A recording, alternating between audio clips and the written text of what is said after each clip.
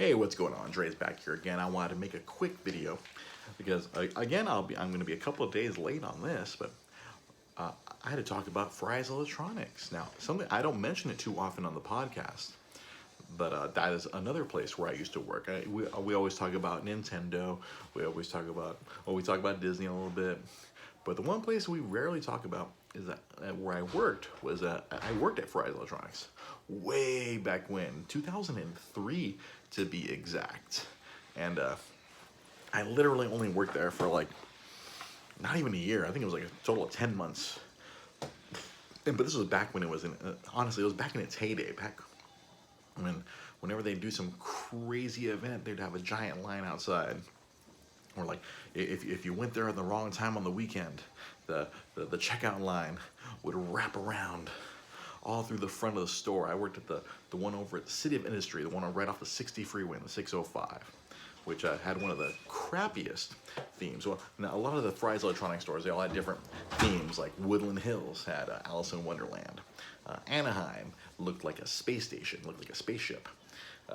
See, Manhattan Beach, it was like a tiki. Like, it was a really cool, like a Hawaiian theme. Or and then trying to think. But when industry was built, they gave it the Industrial Revolution, which was well, especially with the employees when I worked there, everyone thought it was really lame. Honestly, it was just looked weird. It was just a whole bunch of gears, and a whole bunch of pictures of old-timey workers during the Industrial Revolution. Because City of Industry, Industrial Revolution, ha ha ha. But yeah, it was one of the more. It was an interesting job that I had. I worked primarily in the receiving department, as usually the customers at Fry's were usually awful at best and horrifying at worst. I think 8 out of the 10 months I worked there, I worked in the receiving department because a friend of mine whom I went to high school with and who I worked with at Toys R Us, another place I worked a long time ago, he left Toys R Us and wound up working there, and he hooked me up with a job. They needed people to slap the labels. If you ever shopped at Fry's, they had the little stickers on every single product that had the price and all the information, the product lookup, PLUs, that's what they called them in the back. But so I had the very simple job of just like, all right, make sure the right price is on the right product too. It was like I just stand back there for 8 hours a day, Monday through Friday, slapping labels on video games. I worked in the software department. And just slapping labels. And back then, that was back when DVDs were big. Whenever Fry's would put a big ad out in the newspaper, the LA Times, the back of the sports page, or on Sundays where they had a big standalone ad, people would be coming on in. Oh, The Matrix is $3.99 this weekend, and people would just march on in. We'd get pallets. We'd get multiple pallets of DVDs coming through, and we had to label all of them. And then they'd go out to the sales floor, and on the sale weekends, they'd burn right through them. I think one of the big releases when I worked there was that was back when the Indiana Jones trilogy finally came out on DVD, because a lot of those old Lucasfilms took forever because he was a big proponent of Laserdisc. But I remember when the Indiana Jones DVDs came in, we had to bring them in, we had to wrap them in black shrink wrap so the other employees didn't see them, and we hid them somewhere in the back room. That way, the day of, or the night before, the Monday night, they'd wheel them out and put them on the sales floor after the store was closed. It was it was exciting, but also insane. That place was nuts, especially when I got close to the holidays. I think the last month I worked there was October of 2003, and I got to the point where everyone around me was getting fired, so I got moved up. I was literally one step away from being in charge of my own department, the software receiving department. If I just decided to hang in there, I would have been in charge of software receiving. I would have been like, no, everyone keeps getting fired or right away. That place was nuts. They ran through employees at such a rapid rate. And that was a week where on the one day off, it was crazy at the end, because I was working 72 hours a week. So I would literally go in at 7 a.m.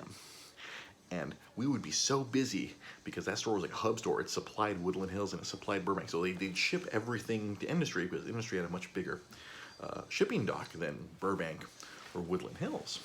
So they'd ship everything to Industry. Like, let's say we got 1,000 PS2s. All right, cool. 333 would stay in Industry, and then they said 333 to to Burbank and 333 to Woodland Hills, and they'd have separate drivers who were just, their whole job was dedicated to driving back and forth between Burbank and friggin' Industry, and from Woodland Hills to Industry. It was, that seemed like a very thankless job.